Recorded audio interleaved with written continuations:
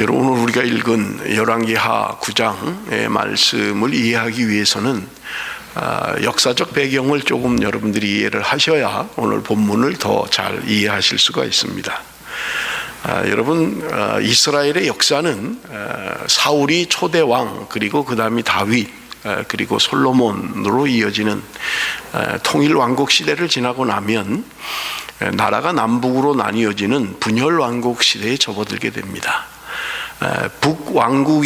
북이스라엘이 19명의 왕에 의해서 통치되다가 722년에 멸망합니다. 남유다는 르호보암으로 시작해서 20왕이 집권을 하고 통치하다가 바벨론에 의해서 주전 586년에 멸망을 함으로 말미암아 이스라엘은 나라가 없어지는 그런 비운을 겪게 됩니다. 여러분, 지금 오늘 읽은 본문에 왕들이 참 여러 왕들이 나오죠. 여러분, 지금 어디쯤 가고 있는 걸까? 여러분, 지금 북왕조의 처음 왕이 여로보암이라고 하는 왕입니다. 그리고 그 다음 왕이 여로보암의 아들 나답이라고 하는 왕이 북이스라엘의 왕이 됩니다. 그런데 북왕조는 남왕조하고 조금 달라요. 북쪽 이스라엘은 반역에 의해서 왕조가 뒤집어지는 게 너무 많습니다. 첫째 왕이 여로보암, 그리고 후에 아들이 왕이 돼서 나답이 이제 왕이 되는데, 세 번째 왕인 바하사는 혁명으로 왕을 죽이고 자기가 왕이 되는 사람이에요. 그래서 세 번째 왕이 바하사고, 그리고 네 번째 왕이 그 세 번째 왕 바하사의 아들 엘라가 왕이 됩니다. 우리 다니엘라를 자꾸 엘라 그러는데 여왕은 아니에요. 엘라라는 북이스라엘의 네 번째 왕입니다. 그리고 다섯 번째 왕이 시므리라는 왕인데, 이 다섯 번째 왕이 또 앞에 엘라 왕을 죽이고 정권을 쟁취하는 거예요. 그러니까 뭐 자기 아들 이어지면 또 누군가 또 죽이고, 또 아들 하나 가면 또 일어나서 또 죽이고. 시므리라는 왕은 좀 특이한 왕입니다. 엘라라는 왕을 죽이고 시므리가 이제 왕이 된 거예요. 병력의 반을 통솔하는 그런 군대 장관이었는데 반역으로 엘라 왕을 죽이고 자신이 왕이 되었습니다. 그런데 성경에 보면 백성들이 그걸 인정을 안 해요. 그래서 오므리라는 사람을 장군인데 그를 왕으로 옹립을 합니다. 그래서 오므리가 이제 시므리 왕을 공격을 하게 되죠. 그래서 성을 에워싸는데 왕궁에 들어가서 시므리가 불을 질러서 자살을 하고 맙니다. 그런데 그가 왕에 재위했던 시간들은 7일이었어요. 일주일이었어요. 일주일 동안 왕노릇 한 거예요. 그리고 불타서 자살한 겁니다. 그리고 왕이 된 사람이 북이스라엘의 6대 왕인 오므리라고 하는 사람이에요. 여러분, 우리가 종종 이야기할 때 오므리 왕조다 그렇게 이야기를 해요. 오므리 왕조. 이 오므리가 왕이 된 이후에 네 왕이 혁명이 없이 아들로 말미암아 이루어져 나가는 것을 우리가 볼 수 있습니다. 오므리 왕 다음에 누구냐 하면 성경에서 가장 악한 왕인 아합이라고 하는 왕이에요. 아합. 그게 북이스라엘의 7번째 왕이고요. 그 다음에 이제 열왕기하, 우리가 지금 설교 계속하고 있는 아합 다음에 아하시아라고 하는 아합의 아들이 왕이 되는데, 그가 2년 만에 죽게 됩니다. 그래서 그 다른 형제 아하시아가 왕이 되어서 요람이라고 하는 왕이 북이스라엘의 9번째 왕으로 등극하게 되는 것을 볼 수 있고요. 오늘 우리가 읽은 본문에 나오는 북이스라엘의 왕 요람이라고 하는 왕입니다. 그리고 10번째가 누구냐면 이제 그들을 죽인, 또 혁명이 일어나서 그들을 죽이는 예후라는 왕이 북이스라엘의 10번째 왕이에요. 지금 우리가 19왕 가운데 지금 10번째 왕까지 가고 있는 거예요, 지금. 자, 그러면 남쪽 유다는 북이스라엘의 10명의 왕이 내려가는 동안 남쪽 유다는 지금 얼마나 가고 있느냐 하는 거예요. 여러분, 남유다의 최초의 왕이 누구지요? 솔로몬의 아들 르호보암입니다. 르호보암이 남유다의 초대 왕이에요. 그런데 그 두 번째 아들이 아비암이라고 하는 아들입니다. 여러분, 남쪽 유다는 거의 혁명이 없이 아들에 의해서 내려가게 돼요. 그래서 르호보암의 아들 아비암이라고 하는 자가 두 번째 남유다의 왕이 되고요, 세 번째는 우리가 익히 들어온 아사 왕입니다. 종교개혁을 단행했던 아사 왕이 남유다의 세 번째 왕이 아사가 왕이 되고요, 네 번째는 우리가 너무나 잘 알고 있는 여호사밧 왕입니다. 여호사밧 왕, 아사 왕도 하나님 앞에 바르게 살았던 사람이고요, 여호사밧 왕도 그래도 하나님 앞에 바르게 살았던 왕이에요. 여러분, 이 여호사밧 때에 여러분 지금 왕조를 보면 일곱 번째 왕인 북이스라엘의 아합 왕과 정략적으로 결혼을 하게 되죠. 그러니까 북이스라엘은 일곱 번째 왕이고 지금 여호사밧은 남유다의 네 번째 왕이에요. 여러분, 그래서 아합과 여호사밧이 관계가 있다 하는 것을 여러분 기억을 하시면 되고요.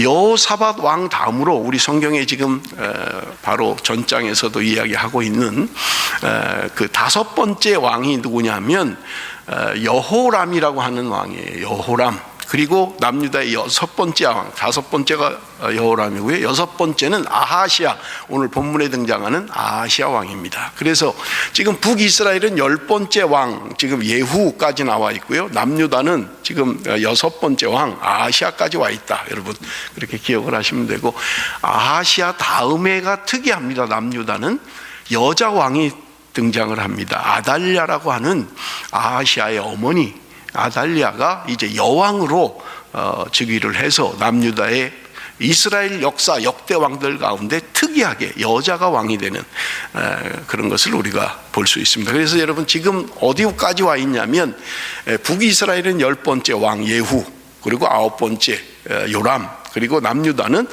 지금 여섯 번째 아하시아 왕까지 와 있다. 여러분 그렇게 이해를 하시면 지금 어디쯤 가고 있는지 쉽게 이해를 하실 수 있을 것입니다. 자, 우리 특이한 것은요, 엘리야 때에 지금 우리가 벌써 엘리사로 왔잖아요. 엘리사가 와서도 벌써 왕이 바뀌었고요, 엘리야 때에 하나님이 특별하게 예언을 한 게 있었어요. 그게 뭐냐면 엘리야가 그 아합의 섬기는 바알 신들, 아세라 그 이방 신들과 갈멜산에서 싸움을 벌어지죠. 제단을 올려놓고 하늘에서 불이 떨어져서 사르는 그 신이 진짜 신이다. 그래서 이제 그 경쟁을 하게 되는데 엘리야가 하늘에서 불이 내려와서 그 제물을 사르는 사건이 여러분 기록되어져 있는데, 그 다음의 이야기예요. 그 다음에 하나님이 엘리야에게 하시는 말씀입니다. 우리 한번 보겠습니다. 열왕기상 19장 15절에서 17절입니다. 여호와께서 그에게 이르시되 너는 내 길을 돌이켜 광야를 통하여 다메섹에 가서 이르거든 하사엘에게 기름을 부어 아람의 왕이 되게 하고, 너는 또 님시 아들 예후에게 기름을 부어 이스라엘의 왕이 되게 하고, 또 아벨 무홀라 사밧의 아들 엘리사에게 기름을 부어 너를 대신하여 선지자가 되게 하라. 근데 17절이 조금 이상해요. 하사엘의 칼을 피하는 자를 예후가 죽일 것이요 예후의 칼을 피하는 자를 엘리사가 죽일 것이다. 엘리야가 이미 예언한 거예요. 그런데 아람이라고 하는 나라는 하사엘이라고 하는 자가 왕이 될 것이다. 그리고 북이스라엘은 예후라는 자가 왕이 될 것이다. 그리고 너의 사역을 계승할 사람은 엘리사다. 이렇게 이야기하고 있는 거예요. 여러분, 왕이라고 하는 것은 여러분 선거에서 뽑는 게 아니잖아요. 그 자식들이 승계하게 돼 있잖아요. 그런데 지금 아람도 마찬가지예요. 하사엘이라고 하는 사람이 왕이 될 것이라고 했지만 이 사람은 왕족이 아니에요. 그런데 왕이 된다는 거예요. 예후도 마찬가지입니다. 예후도 왕이 된다는 거예요. 근데 왕족이 아니에요. 그러니까 지금 뭔가 예언한 것들이 의미심장한 예언들을 하고 있는 것을 우리는 볼 수 있습니다. 자, 우리가 지금 지난주에 6장의 말씀으로 은혜를 나눴어요. 여러분 5장은 우리가 너무나 잘 알고 있는 말씀이죠. 나아만 장군, 아람의 군대 장관 나아만이 나병에 걸려서 이제 엘리사에게 갔을 때 고침을 받는, 요단강에 가서 7번 몸을 씻으면 나병이 난다 하는 사건이 여러분 열왕기하 5장에 기록되어 있는 사건입니다. 그리고 지난주에 설교했던 6장은 이 아람의 군대 그 왕이 이스라엘을 공격만 하려고 하면 그 노출이 돼버리는 거예요. 이미 이스라엘에서 다 알고 방비를 하는 거예요. 그러니까 왕이 이상하다. 왜 이렇게 우리의 정보를 이스라엘이 다 알 수 있느냐? 그러니까 그 신하가 하는 말이, 이스라엘에는 엘리사라는 선지자가 있는데 그가 왕궁에서 침실에서 이야기하는 이야기까지 다 알고 있습니다 라고 이야기를 한 거예요. 그러니까 아람의 왕이 이게 얼마나 이게 무서운 이야기예요. 자기가 침실에서 하는 얘기까지 지금 다 알고 있다는 게. 그러니까 군대를 동원해서 그를 잡아오라고 합니다. 그때 엘리사는 도단성이라고 하는 곳에 머무르고 있었어요. 그런데 아람의 군대가 와서 포위하고 있는 거예요. 새벽에 엘리사의 종인 게하시가 나가서 보니까 완전히 포위돼 버린 거예요. 그래서 자기 주인에게 돌아가서 우리 지금 완전히 포위됐습니다. 그렇게 하니까 엘리사가 기도할 때 게하시의 눈이 열려서 하늘에 불말과 불병거를 보았다라고 하는 이야기가 7장의 이야기였던 거예요. 6장에 대한 이야기 있죠. 여러분, 그게 우리 지난주에 함께 나눴던 그런 말씀이고요. 여러분 7장에 가면, 여러분 7장에는 아람이라고 하는 군대가 다시 쳐들어옵니다. 베나닷 왕이라고 하는 이 왕이 이제 이스라엘을 공격을 합니다. 그래서 사마리아 성을, 이스라엘의 수도인 사마리아 성을 완전히 포위해버린 거예요. 그러니까 들어가지도 못하고 나오지도 못하고 갖고 있는 식량은 제한되어 있고, 그러다 보니까 그 성 안에서 평상시에 그저 10불 하던 것들이 100불, 1000불 해도 못 사는 거예요. 그렇게 막 그냥 경제가 엉망이 돼버리는 거예요. 어느 정도로 비참해졌냐 하면 부모가 자식을 삶아 먹을 정도예요. 먹을 게 없으니까 그냥 죽어가니까 자기 자식을 삶아서 먹을 정도로 비참한 지경에 이르는다고 이야기하는 것이 여러분 7장에 대한 이야기입니다. 그런데 하나님이 그 포위하고 있는 아람의 군대에 이상한 소리를 듣게 하는 거예요. 그 군인들이 환청을 듣는 거예요. 그런데 막 말발굽 소리가, 그냥 막 달려오는 소리가, 사람들의 우렁찬 소리가, 막 공격해오는 소리가 들리는 거예요. 그러니까 이들이 생각할 때, 이스라엘이 포위돼 가지고 죽게 되니까 다른 주변의 나라들을 돈 주고 사가지고 용병을 사서 그들이 지금 우리를 공격해 온다, 이렇게 판단을 한 거예요. 그래서 아람의 군대들이 하나도 남지 않고 다 도망을 가버린 거예요. 그냥 그대로 다 놔두고 그냥 도망가 버린 거예요. 살기 위해서 다 도망간 거예요. 여러분, 이스라엘 진영에 있던 4명의 나병 환자가 지금 죽게 된 거예요. 지금 성 안에 먹을 게 없으니까 나병 환자에게 줄 게 어디 있겠어요. 여기 있어도 죽는 거고, 가면 우리가 체포돼서 적군이니까 그래도 죽는 거고. 그러니까 이 사람들이 상의를 합니다. 우리 여기 있어도 죽고, 가서 잡혀서 죽으면 죽고, 밥이라도 한술 얻어 먹게 되면 거기서 살고, 그러니까 우리 가자. 죽으면 죽는다, 가자. 그래서 4명의 나병 환자가 아람 진영으로 갔다는 이야기예요. 그런데 가서 보니까 사람이 하나도 없어요. 군인이 하나도 없는 거예요. 보니까 말발굽 소리를 듣고 전부 다 도망가 버리고 말았던 거예요. 그 이야기가 7장에 기록되어져 있는 이야기인 것을 우리는 볼 수 있습니다. 여러분 8장에는 여러분 그 다른 이야기가 또 있어요. 여러분 우리 바로 앞에 있는 이야기죠. 엘리사가 다메섹으로 가는 거예요. 아람의 수도죠. 다메섹으로 갈 때 거기에 그 왕 베나닷이 병이 들어 있었던 거예요. 그런데 그 이스라엘에 엘리사라는 선지자가 왔다 하는 이야기를 듣고 이 베나닷 왕이 자기 신하인 하사엘에게 너 선지자에게 가서 좀 물어봐라. 내 병이 낫겠는지 한번 물어봐라 그랬던 거예요. 그래서 하사엘이 엘리사를 만나러 갔던 거예요. 자기 왕이 그렇게 명령을 했으니까 알아보기 위해서 갔던 거예요. 그런데 이 엘리사가 병의 여부를 묻기 위하여 온 베나닷의 신하인 하사엘을 뚫어지게 쳐다본 거예요. 성경에 보니까 부끄러울 정도로 쳐다봤다는 거예요. 부끄러울 정도로. 그러니까 사람이 이상하잖아요. 뚫어지게 쳐다보니까. 아니 왜 그러시냐고, 왜 이렇게 나를 그렇게 뚫어지게 보시느냐고. 그러니까 엘리사가 눈물을 흘리는 거예요. 그게 더 놀래가지고 도대체 왜 그러시냐고 그랬더니 엘리사가 이야기를 합니다. 네가 아람의 왕이 될 것이다. 베나닷 왕에 이어서 왕이 될 것이다. 그런데 너가 이스라엘에 대하여 행할 짓을 하나님이 나에게 가르쳐 주시는데 그것 때문에 자기가 눈물을 흘린다고 이야기를 하는 거예요. 그래서 이 아사엘이라고 하는 이 신하가 돌아가서 왕을 이불을 덮어서 죽이고 자기가 아람의 왕이 되는 것입니다. 그것이 8장에 기록되어 있는 내용이에요. 여러분, 우리 한번 성경을 좀 찾아서 함께 읽겠습니다. 열왕기하 8장 17절 18절, 우리 한번 두 절 말씀을 같이 한번 보겠습니다. 다 같이 읽습니다. 시작. 여호람이 왕이 될 때 나이가 32세라 예루살렘에서 8년 동안 통치하니라. 그가 이스라엘 왕들의 길을 가서 아합의 집과 같이 하였으니 이는 아합의 딸이 그의 아내가 되었습니다. 그가 여호와 보시기에 앙을 행하였으나. 자, 여기 보세요. 여호람이 왕이 됐다 그래요. 여호람은 여호사밧의 아들이라 그랬죠. 남유다의 왕이 된 거예요. 그런데 여기 보세요. 이스라엘 왕들의 길을 가서 아합의 집과 같이 했다. 지금 여호람이라고 하는 왕이 자기 아버지도 하나님 앞에 살았고 자기 할아버지 아사도 하나님 앞에 살았는데, 여호람이 지금 하나님을 배반하고 북이스라엘의 여로보암의 길을 따라가고 지금 아합의 길을 따라갔다고 이야기하고 있는 거예요. 왜 그러냐면 여기 보면 아합의 딸이 그의 아내가 되었음이라. 그가 여호와 보시기에 악을 행했다. 지금 여호람의 아버지 여호사밧과 북이스라엘의 아합 왕이 정략적으로 자기의 자녀들을 정략 결혼을 시킨 거예요. 그래서 여호사밧의 아들 여호람과 북이스라엘의 아합의 딸과 결혼을 시킨 거예요.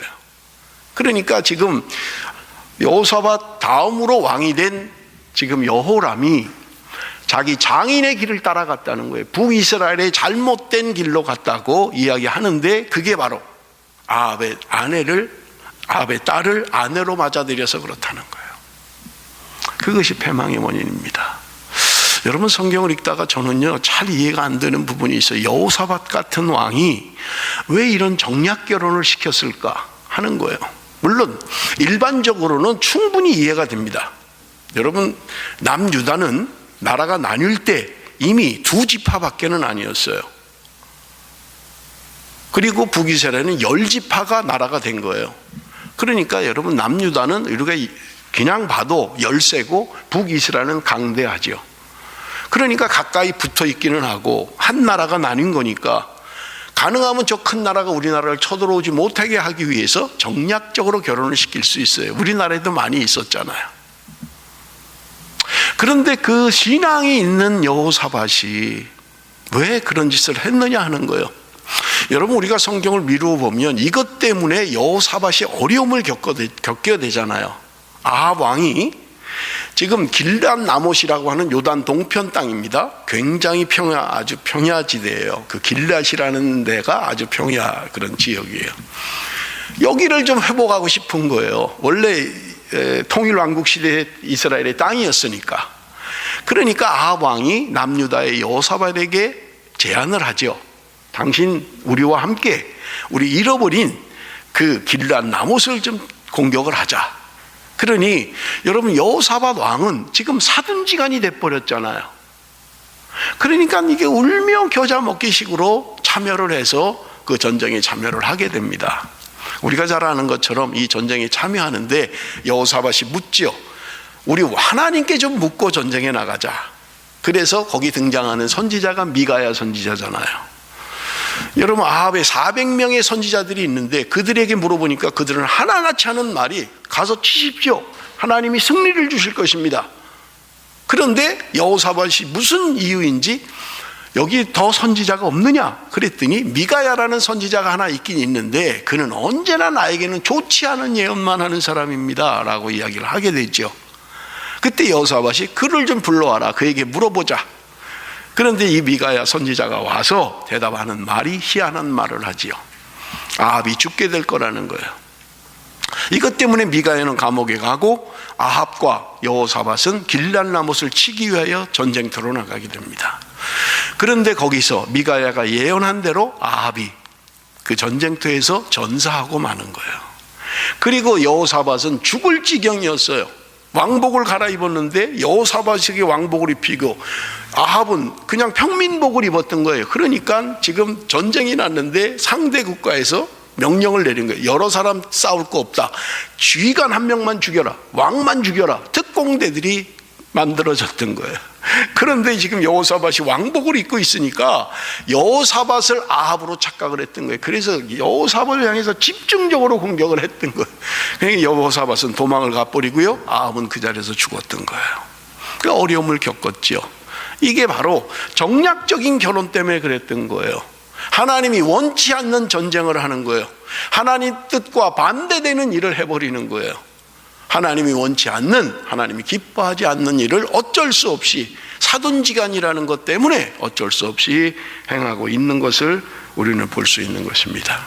그 아합 왕, 자기도 그런 일을 행했지만 그의 아들 여호람, 그는 여로보암을 따라가고 아합을 따라갔어요. 왜냐하면 그 자기 아내가 아합의 딸이니까요. 어쩔 수가 없잖아요. 여러분, 아하시아는 어때요? 여호람의 아들은요, 그도 마찬가지예요. 자기 어머니가 아합의 딸이잖아요. 그러니 어쩔 수 없이 바알신을 섬기고 우상을 섬기고 엉뚱한 길로 가버리는 거예요. 사랑하는 성도 여러분, 역사는 우리에게 교훈해주고 있습니다. 역사를 통해서 깨달아야 돼요. 무엇을 가르쳐주고 있습니까? 한 번 잘못하면 인간적인 생각으로 판단한 것들이 얼마나 자기뿐만 아니라 자기 아들, 자기 손자에게까지도 악영향을 미치는 것을 여러분 우리는 볼 수 있습니다. 여러분, 열왕기하는 왕들의 이야기예요. 저는 좀 지도자들이 이런 성경을 봐야 된다고 생각을 해요. 어떻게 살아야 되는지, 어떻게 행동해야 되는지. 영원한 권력은 없습니다. 이 땅에 영원한 권력은 없어요. 하나님을 두려워하지 않으면, 하나님의 뜻대로 행하지 않으면 결국 또 일어나서 엎어지고 또 일어나서 엎어지고 늘 반복되고 피비린내가 나는 전쟁에 휘말리게 되는 것을 우리는 볼 수 있는 것입니다. 하나님의 뜻대로 하는 것만이 바른 것이라고 성경은 우리에게 말씀해 주고 있는 것입니다. 여러분, 지금 여호사밧의 아들 여호람도 잘못된 길로 갔다고 성경은 우리에게 말씀하고 있는 것을 우리가 볼 수 있어요. 열왕기하 8장 29절을 우리 한번 같이 읽어봅니다. 열왕기하 8장 29절 다 같이 읽습니다. 시작. 요람 왕이 아람 왕 하사엘과 싸울 때 라마에서 아람 사람에게 당한 부상을 치료하려 하여 이스라엘로 돌아왔더라. 유다의 왕 여호람의 아들 아하시아가 아합의 아들 요람을 보기 위하여 내려갔으니 이는 그에게 병이 생겼음이더라.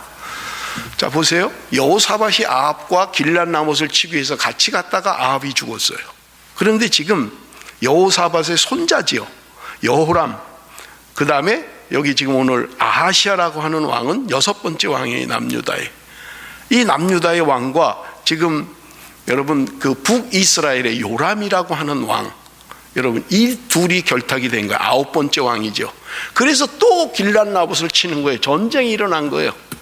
그런데 여기서 그만 이스라엘의 왕 요람이 부상을 당합니다. 지금 그 이야기를 하고 있는 거예요. 그래서 전장터에 있지 못하고 돌아와서 이스라엘이라는 곳에 치료를 하고 있었다.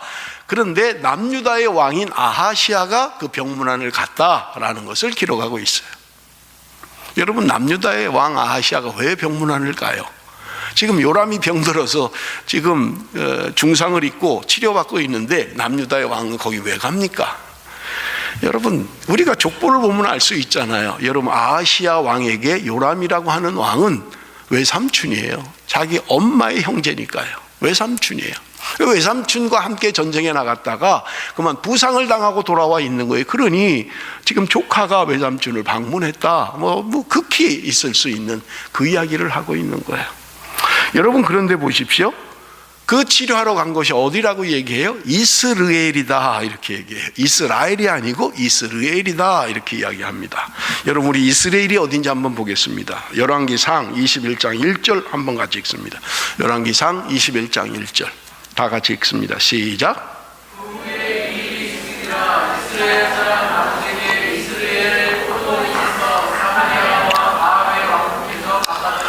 여러분, 이스라엘이라고 하는 이곳은 나봇이라고 하는 사람의 고향이었다. 그런데 여러분, 왕궁에서 가까운 곳이었던 거예요. 그런데 여러분, 성경에 보니까 이 나봇의 포도원이 아주 포도가 잘 익는 아주 땅이 비옥한 땅이었어요. 그러니까 아합 왕이 그것을 눈독을 들였던 거예요. 그러니까 지금 나봇에게 가서 제안을 하는 거예요. 내가 다른데 더 큰 좋은 포도원을 줄 테니까 그 포도원을 나에게 주라. 내가 여기다 지금 채소 심어 먹어야 되겠다. 그렇게 이야기를 한 거예요. 네가 만약에 원치 않으면 내가 사겠다. 값을 후하게 쳐줘서 몇 배로 내가 너에게 살 테니까 나에게 팔아라. 지금 그렇게 이야기한 거예요. 그런데 성경을 읽어보면 나봇이 그것을 거절합니다. 하나님이 우리 조상들에게 주신 땅을 왕이라 할지언정 팔 수는 없습니다. 그러는 거예요. 대단하지요? 왕이 달라는데요. 절대 권력을 가지고 있잖아요. 당시의 왕들은 지금 대통령과 비교할 게 아니잖아요. 절대 권력을 가지고 있잖아요. 너 딴 데 가서 살아. 이리네 하면 그만이지. 그거 뭐 그럴 게 뭐 있냐고요. 그런데 나봇도 대단하지요. 하나님이 주신 땅을 팔 수가 없습니다. 이것 때문에 아합이 지금 자기 침상에 가서 뒤집어 쓰고 밥도 안 먹고 지금 누워 있는 거예요. 그런데 그 왕비인 이세벨이 보니까 아합이 밥도 안 먹고 뒤집어 쓰고 누워 있는 거예요. 아니 당신 왜 그러는 거예요? 뭐가 당신 문제요? 그러니까 아합이 그 이야기를 하는 거예요. 내가 저 나봇 포도원 좀 살려고 그랬더니 아이 저 녀석이 안 판다고 저렇게 뻗대고 있어서 내가 기분이 상해서 지금 이러고 있다고 그러고 있는 거예요. 그러니까 이세벨이 이야기합니다. 여보 걱정하지 말고 일어나서 밥이나 잡숴요. 내가 그거 당신 거 만들어 줄 테니까 걱정하지 말라고. 그래 놓고는 이세벨이 이스라엘에 사는 지방 관리들에게 편지를 보내는 거예요. 그 편지의 내용은 나봇을 죽이라는 거였어요. 재판에 나오게 해서 거짓 증인을 세워서 그들을 죽여라. 그를 죽여버리라고 이야기했던 거예요. 지방 장관들이 뭐 힘이 있습니까? 왕비가 이야기를 하는데 절대 권력을 가지고 있는데요. 그러니까 나봇을 재판정에 나오게 하고 거짓 증인을 세워서 나봇을 죽여버렸던 거예요. 그때 하나님이 엘리야를 통하여 지금 이야기하는 장면이 오늘 본문의 이야기인데 왕상 21장 19절입니다. 우리 한번 같이 읽어봅니다. 열왕기상 21장 19절 다 같이 시작. 너는 그에게 말하여 이르기를 여호와의 말씀이 내가 죽이고 또 빼앗았느냐고 하셨다 하고 또 그에게 이르기를 여호와의 말씀이 개들이 나봇의 피를 핥은 곳에서 개들이 내 피 곧 내 몸의 피도 핥으리라 하였다 하라. 지금 엘리야를 통해서 아합에게 이야기하는 거예요. 네가 나봇을 죽여서 거기서 개들이 그 피를 핥게 한 것처럼 너의 피도 거기서 개들이 핥게 될 것이다 라고 예언합니다. 그리고 이세벨에게도 예언이 떨어지는데요. 여러분 23절에서 25절입니다. 이세벨에게 대하여도 여호와께서 말씀하여 이르시되 개들이 이스라엘 성을 곁에서 이세벨을 먹을지라. 아합에게 속한 자로서 성읍에서 죽은 자는 개들이 먹고 들에서 죽은 자는 공중의 새가 먹으리라고 하셨느니라 하니 예로부터 아합과 같이 그 자신을 팔아 여호와 앞에서 악을 행한 자가 없으면 그를 그의 아내 이세벨이 충동하였습니다. 여러분 성경에 나오는 가장 악한 왕이 아합이라고 하는 왕이에요. 아무 죄 없는 나봇을 죽이고 포도원을 빼앗아 버린 거예요. 그런데 하나님이 그들을 향하여 이야기합니다. 네가 나봇을 죽인 것처럼 개들이 너의 피를 핥게 될 것이다. 이세벨에게도 동일하게 이야기하고 있는 것을 우리가 볼 수 있습니다. 너의 몸을 개들이 먹을 것이다. 지금 그렇게 엘리야를 통하여 예언하고 있는 것을 우리가 볼 수 있습니다. 여러분 오늘 성경이 이야기합니다. 아합에 대한 이야기를 하면서 뭐라고 이야기를 해요? 그의 아내 이세벨이 충동하였습니다. 아내가 자꾸 충동했다는 거예요. 오늘 말씀을 듣는 아내들이요, 남편을 충동하지 마십시오. 이 남편들이 또 참 어리석어요. 좀 판단 좀 해보면 좋을 건데 그냥 또 말하면 또 그런 줄 알고 그냥 따르는 거예요. 아담이 그랬잖아요. 아담이 하와가 먹으라고 하면 아니요 여보 하나님 먹지 말라 그랬잖아 이래야 되는데 해벌레 가지고 또 덥석 받아갖고 먹는 거예요. 그러니 여러분 지금 이세벨에게 충동되어서 아합이 더 악한 길로 갔다는 거예요. 제가 말씀을 묵상하면서 아합을 보니까요 조금 우유부단한 사람이에요. 그렇게 막 강력한 그런 사람이 아니에요. 그런데 아내를 잘못 만나서 성경의 가장 악한 왕으로 입에 오르내리고 있는 거예요. 하나님의 말씀대로 사는 걸 충동받아야 되는데 하나님의 말씀대로 살지 않는 것들을 충동받는 거예요. 악한 왕으로 오늘 등장하고 있는 것을 우리가 볼 수 있습니다. 여러분, 엘리야가 말한 것처럼 그 말씀은 성취됩니다. 여러분, 우리 열왕기상 22장 37절 38절 우리 한번 보겠습니다. 왕이 이미 죽음에 그의 시체를 메어 사마리아에 이르러 왕을 사마리아에 장사하니라. 그 병거를 사마리아 못에서 씻음에 개들이 그의 피를 핥았으니 여호와께서 하신 말씀과 같이 되었더라. 거기는 창기들이 목욕하는 것이었더라. 여러분, 아합이라고 하는 왕, 죄 없는 나봇의 포도원을 빼어서 나봇을 죽게 한 그 왕, 너도 역시 개들이 너의 피를 핥을 것이라는 예언대로 그는 아람과의 전투에서 패하고 그 병거를 끌고 와서 그 연못에서 씻는데, 냇가에서 씻는데 개들이 그것을 핥았다고 성경은 우리에게 말씀하고 있는 것입니다. 여러분, 오늘 본문에 이제 우리 한번 좀 보겠습니다. 열왕기하 8장 27절입니다. 열왕기하 8장 27절 우리 한번 같이 읽어봅니다. 시작. 아하시아가 아합의 집 길로 행하여 아합의 집과 같이 여호와 보시기에 악을 행하였으니 그는 아합의 집의 사위가 되었음이로라. 여러분 보세요. 여호사밧이 정략 결혼을 하고 나서 어려움을 겪잖아요. 그런데 여호람이라고 하는 그 아들도 또 아합을 따라가는 거예요. 지금 손자인 아하시아도 지금 그 길로 갔다고 이야기하고 있는 거예요. 자기 어머니가 아합의 딸이잖아요. 그러니 뭘 보고 자랐겠어요? 늘 그런 거 보고 자란 거예요. 권모술수, 악한 것들만 보고 배운 거예요. 그러니 지금 그 한 번 잘못 판단한 게 자기 아들 그리고 자기 손자 아하시아까지 내려가서 결국은 하나님을 떠나서 아합의 길로, 여로보암의 길로 갔다고 말씀하고 있는 것입니다. 여러분, 참 불행한 일이죠. 여러분, 오늘 본문이 우리에게 말씀하고 있는 것입니다. 여러분, 하나님은 예후를 통해서 이미 예언을 했어요. 예후가 왕이 될 것이다. 그리고 아람에는 하사엘이라는 자가 왕이 될 것이라고 이미 말씀을 했던 것입니다. 여러분, 오늘 본문의 말씀은 이제 북이스라엘의 아합이 죽었어요. 그리고 그의 아들 아하시아도 죽었습니다.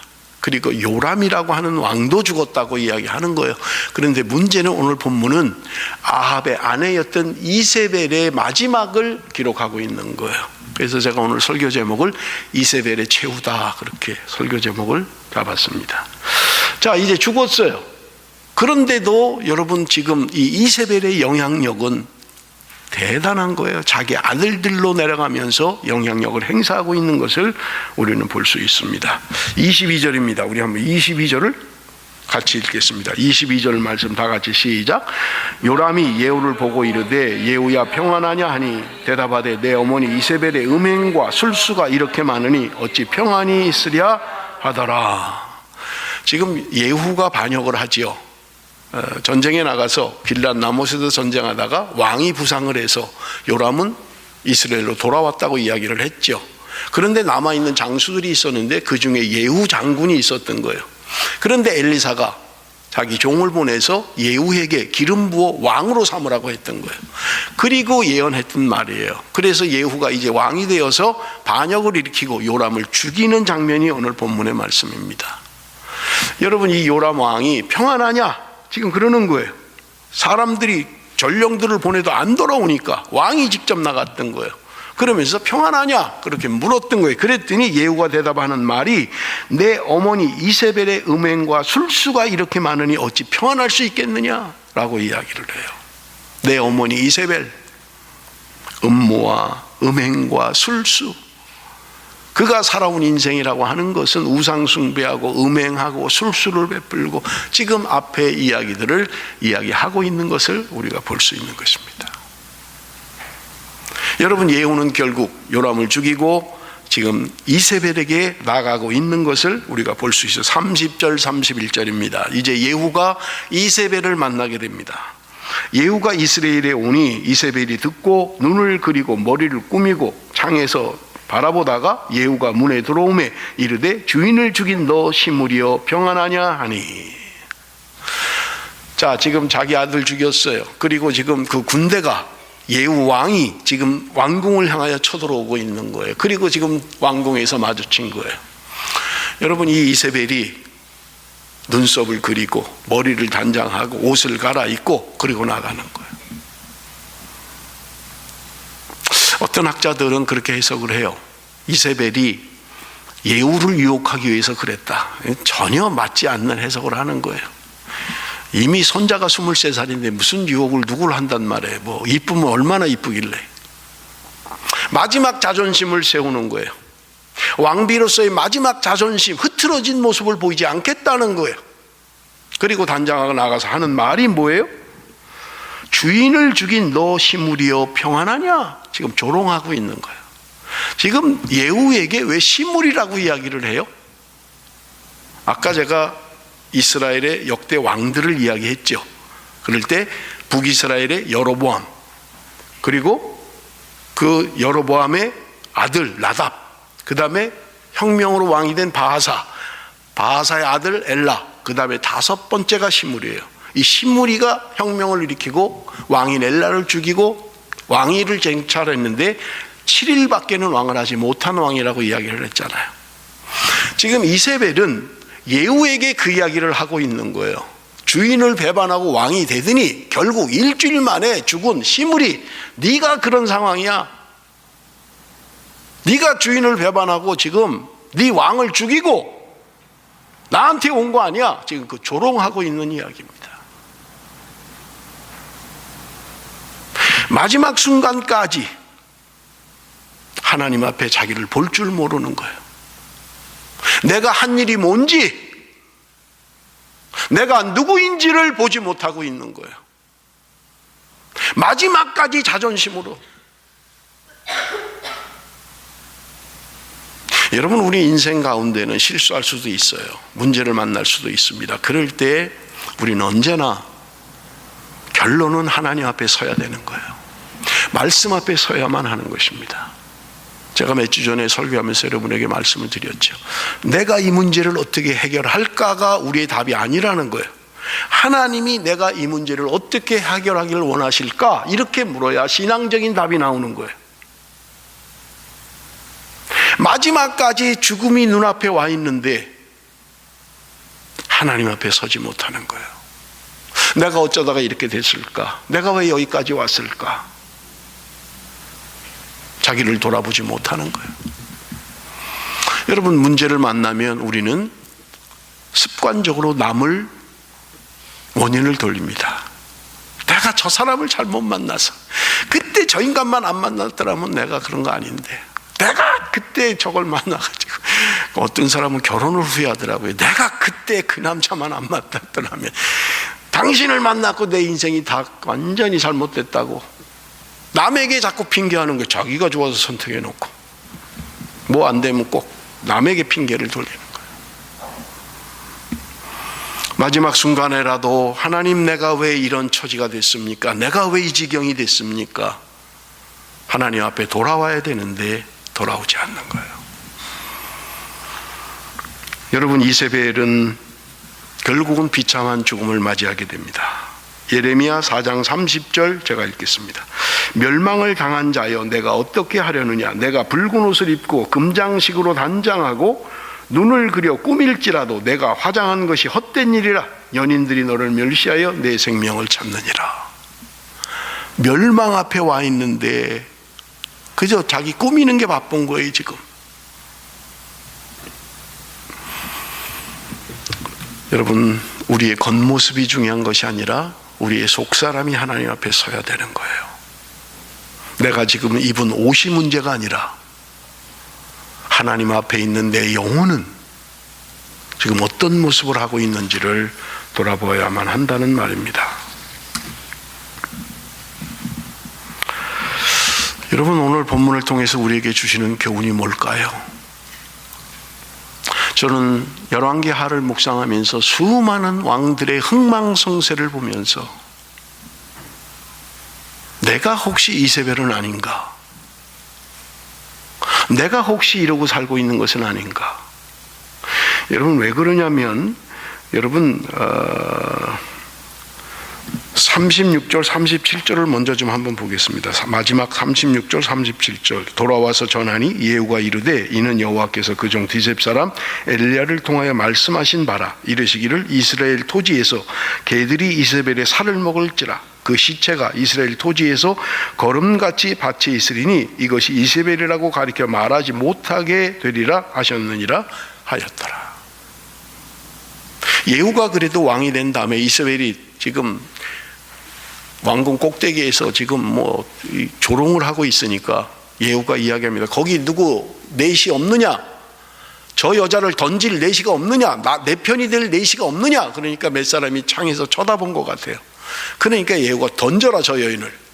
그래서 그 내시들이 이세벨을 위에서 던져버린 거예요. 머리가 터지고 피가 터지고 그렇게 죽었다고 이야기하고 있는 거예요. 그래서 예후가 그 다음에 왕이 된 다음에 신하들에게 이야기했던 거예요. 그래도 그 왕의 딸인데 장례식을 좀 치러줘라 하니까 그들이 가서 보고 와서 대답하는 말이 장례 치를 것도 없습니다. 아무것도 없습니다.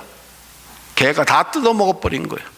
성경의 예언대로, 그러니까 예후가 하는 말이 하나님의 말씀대로 된 것이다. 하나님을 떠났던 아합 왕, 그의 아내 이세벨, 개들이 그의 피를 먹고 그의 살을 뜯어먹어버린 거예요. 없어요. 아무것도. 장례 치르고 자식할 것도 없는 거예요. 그런데 여러분 오늘 보세요. 요한계시록 2장 18절에서 23절 좀 깁니다마는 이세벨이라는 이름이 요한계시록에 등장을 합니다. 여러분 우리 한번 좀 보겠습니다. 우리 한 절씩 좀 읽을까요? 요한계시록 2장 18절에서 23절. 두아디라 교회의 사자에게 편지하라. 그 눈이 불꽃 같고 그 발이 빛난 주석과 같은 하나님의 아들이 이르시되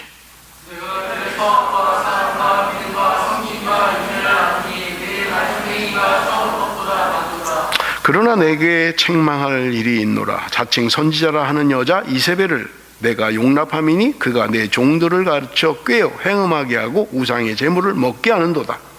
또 내가 그에게 회개할 기회를 주었으되 자기의 의를 회개하고자 하지 아니하는도다. 볼지어다 내가 그를 침상에 던질 터이요 또 그와 더불어 간음하는 자들도 만일 그의 행위를 회개하지 아니하면 큰 환난 가운데 던지고 또 내가 사망으로 그의 자녀를 죽이니 모든 교회가 나는 사람의 뜻과 마음을 살피는 자인 줄 알리라. 내가 너희 각 사람의 행위대로 갚아주리라. 여러분 지금 두아디라 교회 요한계시록 그 이야기 가운데 이세벨에 대한 이야기가 나오는 거예요. 여러분 이세벨은 지금 북왕조의 10번째 왕, 지금 예후까지 가서 죽잖아요. 그러면 시간이 한참 차이가 나는데 왜 요한계시록의 두아디라 교회 이야기를 하면서 이세벨을 이야기하느냐고요. 근데 이야기하는 게 뭐예요? 두아디라 교회를 이야기합니다. 내가 사업과 사랑과 믿음과 섬김과 인내를 안다. 그러면서 하는 말이 내 나중 행위가 처음 것보다 많도다. 여러분 에베소 교회는 책망받은 게 뭐예요? 처음 사랑을 잃었다고 책망을 받았어요. 여러분 이게 보통 사람들의 모습이죠. 처음엔 뭐 열심히 하고 뭐 잘하고 하다가 시간이 가면 점점 못하는 거예요. 안 하는 거예요. 그런데 두아디라 교회는 처음보다 나중이 좋다는 거예요. 더 잘한다는 거예요. 그러면서 책망하는 것이 있는데 그게 뭐예요? 책망할 것이 있다. 그러나 내가 책망할 일이 있노라. 자칭 선지자라 하는 여자 이세벨을 내가 용납했다. 여러분 두아디라 교회의 칭찬을 보세요. 사랑, 믿음, 섬김, 인내가 있는 교회였다는 거예요. 그것도 처음보다 나중에 훨씬 좋은 믿음의 교회였다는 거예요. 그런데 너희들이 책망받을 게 하나 있는데 이세벨을 용납했다 하는 거예요. 물론 지금 아합의 부인 이세벨을 얘기하는 게 아니죠. 지금 상징적으로 이야기하는 거죠. 뭐가 잘못된 걸까요? 왜 그들은 그렇게 믿음이 좋은데 이세벨을 받아들였던 걸까요? 여러분 여호사밧 왕이 행한 것과 아마 비슷한 것이 아닐까. 그렇게 믿음 있는 그 사람이 이세벨이라고 하는 것을 왜 용납하고 받아들였느냐 하는 거예요. 여러분, 이세벨이라고 하는 이 여인이 믿었던 신이 무엇입니까? 그는, 이세벨의 아버지는 엣발이라고 하는 시돈의 왕이었어요. 얼마나 바알신을 섬기는지 이름을 아예 엣발이라고 지었어요. 그리고 그 딸이에요. 그러니까 어릴 때부터 보고 배운 것이 우상숭배하는 거예요. 바알신을 섬기는 거예요.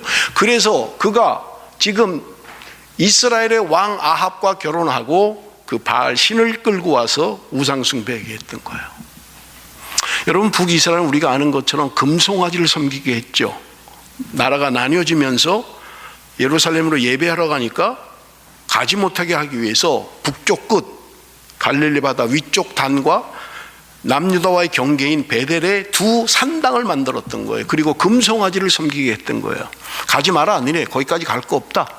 예루살렘까지 갈 거 없어. 여기서 섬기면 돼. 했던 민족입니다. 그런데 지금 이세벨이라고 하는 여자가 아합과 결혼을 하면서 바알신을 섬기게 했던 거예요. 여러분, 바알신은 우리가 너무나 잘 알고 있잖아요. 바알신은 풍요의 신입니다. 다산의 신이에요. 그들의 제의, 그들의 예배 방식이 전부 다 타락한 성문화예요. 그렇게 해야 풍성하게 비가 내리고 하늘에서 비가 내려와야 풍요를 이루고 풍년이 온다고 생각하는 사람들입니다. 그런데 두아디라 교회가 그렇게 믿음이 좋고 그렇게 사랑이 많고 헌신과 그 봉사가 있는 그 교회가 왜 이 이세벨이라고 하는 이 선지자를 왜 용납하게 되었느냐 하는 거예요. 저는 말씀을 준비하면서 그래서 우리의 모습이다라고 이야기하는 거예요. 믿음도 있고 신앙도 좋고 세상 것도 다 갖고 싶은 거예요. 세상 쾌락도 누리고 싶고 세상 즐거움도 누리고 싶고 세상 것도 좀 가지고 싶고 우리 안에 있는 축복의 신앙, 번영의 신앙, 역시 여러분 우리는 그렇지 않나요? 내가 예수를 믿는 이유 무엇 때문인가요? 혹시 이세벨의 신앙처럼 바알의 신앙처럼 예수를 믿긴 믿는데 신앙생활을 하긴 하는데 그래도 이 땅에서도 성공하고 이 땅에서도 잘되고 양쪽 줄을 잡고 있는 거예요. 엘리야가 이스라엘 백성들을 책망한 것처럼 너희가 왜 하나님과 바알 사이에서 머뭇머뭇하고 있느냐? 두 줄을 다 잡고 있는 거예요. 신앙의 줄도 잡고 있고 세상의 줄도 잡고 있는 거예요. 편리한 대로 당기는 거예요. 혹시 오늘 우리가 이런 신앙생활을 하고 있지는 않느냐 하는 거예요. 여러분, 이 본문을 통해서 하나님이 오늘 저와 여러분에게 주시는 교훈은 무엇입니까? 영원한 권력은 없다는 거예요. 멸망한다는 거예요. 망한다는 거예요. 하나님을 두려워해야 된다는 거예요. 여러분, 오늘 우리의 신앙에 적용을 한다면 우리는 이 땅에서 영원히 살지 못합니다. 언젠가는 하나님이 부르시는 날이 있을 거예요. 제가 오늘 설교를 준비하는 준비방에 들어가니까 이 교회 주보가 하나 있는데 장례식 주보예요. 사진을 보니까 내가 평상시에도 늘 얘기했던 사람이고 아는 사람이에요. 지난주에 장례식을 치렀더라고요. 사랑하는 성도 여러분, 오늘 우리는 이 세상에 살면서 혹시 그런 이중적인 삶을 살고 있는 것은 아닐까요? 신앙도 좋고 교회에서도 인정받고 성도들에게 칭찬도 받고 세상의 권력도 가지고 싶고 세상의 재물도 갖고 싶고 혹시 그런 신앙생활을 하고 있지는 않느냐 하는 것입니다. 물론 그리스도인이 부자가 되지 말라고 이야기하는 거 아니에요. 그리스도인은 가난하게 살아야 된다라고 이야기하는 것도 아닙니다. 우리의 삶의 목표가 무엇이냐는 걸 얘기하는 거예요. 하나님 오늘도 저와 여러분에게 말씀합니다. 내가 너희들이 먹어야 할 것, 입어야 할 것, 마셔야 할 것이 있어야 하는 줄 나도 알고 있다. 그러나 너희는 먼저 그의 나라와 그의 의를 구하라. 나를 따라오려거든 자기를 부인하고 십자가를 지고 나를 따르라. 주님은 말씀하고 있는 것입니다. 여러분 혹시 제 설교가 그리스도인은 가난하게 살라고 말씀하시네? 그렇게 이해했다면 잘못이에요. 저는 그리스도인이 가난하게 살아야 된다고 말씀드리는 게 아니에요. 가능하면 부자가 되십시오. 가능하면 돈을 많이 버십시오. 그러나 부정한 방법으로 하지 마십시오. 하나님 앞에서 떳떳하게, 그리고 하나님의 나라를 위하여 사용하십시오. 그게 하나님이 원하는 거예요. 하나님은 우리가 가난하게 사는 걸 원치 않으십니다.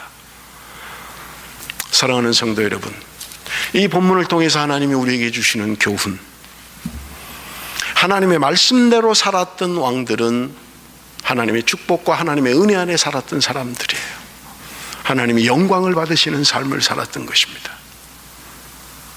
늘 말씀을 곁에 두고 왕임에도 불구하고 하나님이 나에게 무엇을 말씀하시는지를 깨달아야 하는 것이 왕의 본분이었던 것입니다. 하나님이 대리로 너가 다스려라 했던 거예요. 오늘 하나님께서 저와 여러분에게 위임하신 것입니다. 늘 하나님의 말씀을 가까이 두고 하나님의 말씀을 읽고 하나님이 나를 향한 뜻이 무엇인지를 깨달을 때 우리는 곁길로 가지 아니하고 세상 길로 가지 아니하고 하나님의 길, 바른 길로 갈 수 있을 것입니다.